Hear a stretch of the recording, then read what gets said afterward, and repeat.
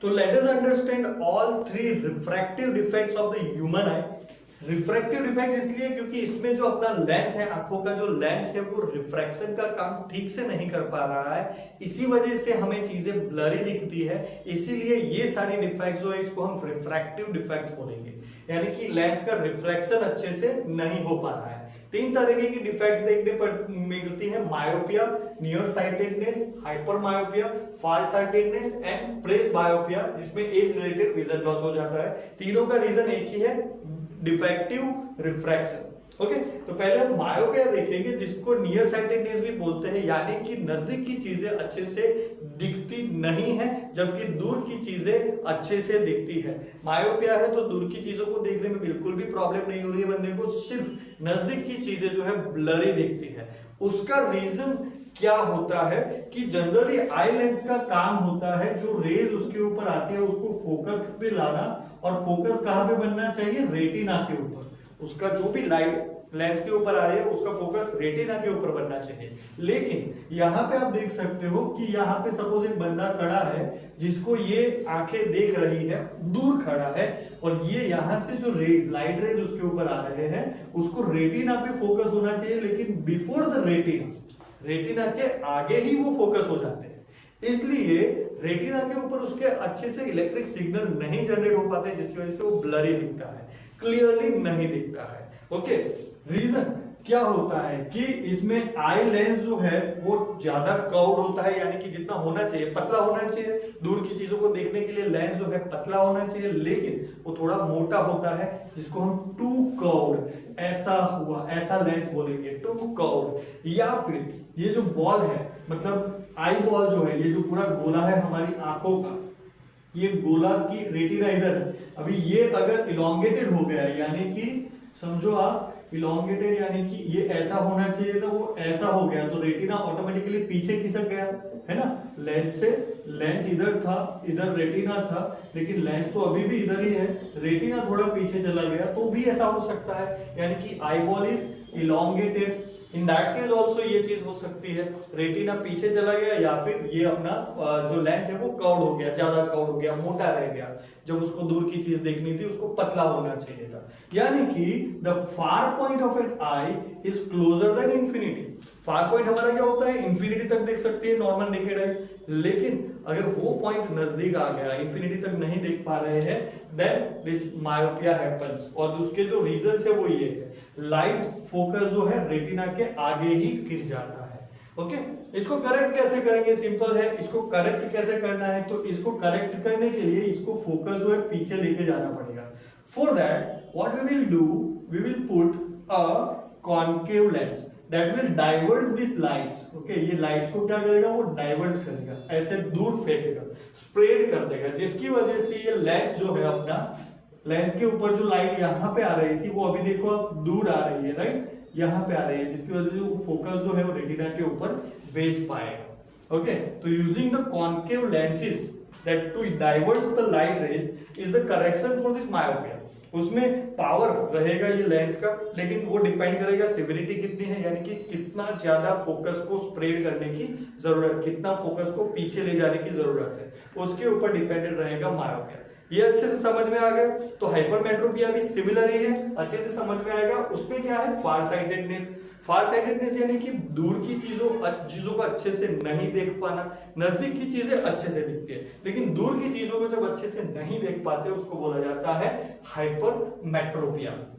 Hypermetropia में भी ऐसा ही है। देखो क्या होता है कि अपना लेंस जो है उसको क्या करना होता है, जो भी रेज उसके ऊपर आ रहे हैं उसको रेटिना के ऊपर फोकस करना है। अगर ये इसको नजदीक की चीजों को देखने के लिए मोटा होना पड़ता है, लेकिन अगर ये पतला रह गया तो in that case what it will do, उसका जो फोकस है वो पीछे चला जाएगा, रेटिना के भी पीछे। यहां पे आप इजीली देख पा रहे हो, देखो ये लेंस है और लेंस मोटा होने की वजह से जो लाइट रेज आ रहे हैं वो पीछे चले गए, बिहाइंड द रेटिना। इसमें important word is behind the retina, इसमें important word is in front of the retina. इसमें अपना इमेज कहां पे जनरेट हो रहा है, behind the retina, in front of the retina इधर, तो बिहाइंड द रेटिना जनरेट हो रहा है, इसलिए सेम फिर से ब्लरी दिखता है। इन दिस केस हमें दूर की चीजें नहीं दिखती, यानी कि the near point of eye is far than 25 centimetre, 25 centimetre near तक हमें दिखता है, लेकिन वो थोड़ा दूर चला गया है, फार देन 25 सेंटीमीटर, जिसकी वजह से हमें ये ऐसा दिखता है। सिंपल करेक्शन कैसे करेंगे इसमें हम, नजदीकी चीजों को देखने के लिए सॉरी दूर की चीजों को देखने के लिए eye lens is too flat, okay, बहुत ही पतला हो गया है, जिसकी वजह से उसका फोकस जो है पीछे चला गया है। Eye ball is too short, या फिर दूसरा रीजन क्या हो सकता है, जैसे उसमें था अपना बॉल ऐसा था और वो ऐसा हो गया, यानी कि रेटिना पहले इधर हुआ करती थी, देखो लेंस वैसा का वैसा ही है, लेकिन रेटिना जो है वो यहाँ पे थी, अभी रेटिना तो वहीं पे पीछे चली गई ना, रेटिना आगे आ गई, ओके, और फोकस पीछे चला गया। तो ये दोनों रीजन में eye lens is too flat या फिर eye ball is too short, छोटा है, तो इन दिस केसेस हमें ये फार साइटेडनेस हो सकता है। Light focus is behind the retina, तो in this case what we will have to do is, क्या होगा कि कॉन्वेक्स लेंस यूज करेंगे हम यहाँ पे। कॉन्वेक्स लेंस क्या करेगा, ये चीजों को थोड़ा अंदर फोकस करा देगा, जिसकी वजह से अपना फोकस जो है वो रेटिना के ऊपर आ जाएगा। That is convex lens converge light rays, उसका भी पावर जो है सिविरिटी पे डिपेंड करेगा, कितना ज्यादा बिहाइंड जा रहा है, कितना डिस्टेंस बढ़ रहा है रेटिना के साथ, उसके ऊपर कितना नजदीक लाने की जरूरत है, उसके ऊपर उसके पावर की वैल्यू डिपेंड करेगी।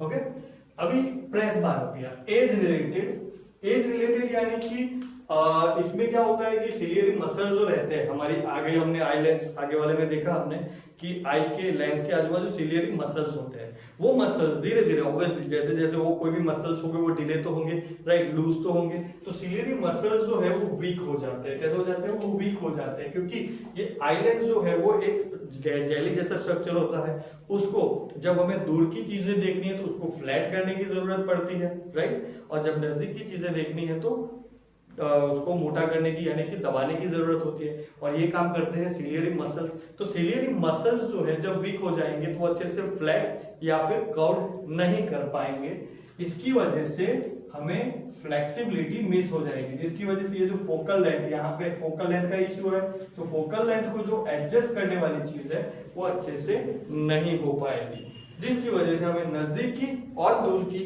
दोनों चीजें ठीक से नहीं दिखेगी, यानी कि struggle to see both near and far objects clearly. Usually हम क्या करते हैं, ऑकर्स ये जो है जनरली 40 की एज के बाद होता है, क्योंकि यंग एज में सिलियरी मसल्स थोड़े ताकतवर रहते हैं और ये सिलियरी मसल्स जो है धीरे धीरे एज के साथ वीक होते हैं, इसकी वजह से 40 के बाद धीरे धीरे ये वीक होना स्टार्ट करते हैं। इसीलिए ये जो डिफेक्ट है वो जनरली प्रेस बायोपिया वो generally after the age of 40 होती है। इसको करेक्ट कैसे करेंगे हम, बाइफोकल लेंस।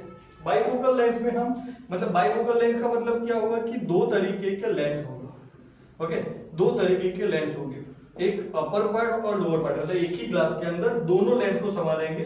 कॉन्केव लेंस जिससे हम दूर की चीजों को अच्छे से देखेंगे, ओके, दूर की चीजों को देखने के लिए, एंड कॉन्वेक्स लेंस जिससे हम नियर की यानी कि नजदीकी चीजों को अच्छे से देखेंगे। तो आशा करता हूं कि जो मैंने समझाया है आपको अच्छे से समझ में आया होगा। अगर यस तो प्लीज वीडियो को लाइक कर दीजिए और अपने दोस्तों के साथ शेयर कीजिए जिन्हें ऐसे वीडियोस की जरूरत हो। इसके अलावा वीडियोस के अलावा एवरी ट्यूसडे रात को 9:15 बजे 500 रुपए जीतने का मौका मिलता है आपको, तो वो लाइव में ज्वाइन करना भूलना मत। डिटेल्स के लिए कैसे जीत सकते हो उसके लिए आप डिस्क्रिप्शन चेक करो या फिर मेरे लाइव सेशंस को चेक करो। तो चलिए मिलते हैं नेक्स्ट वीडियो में, बाय बाय।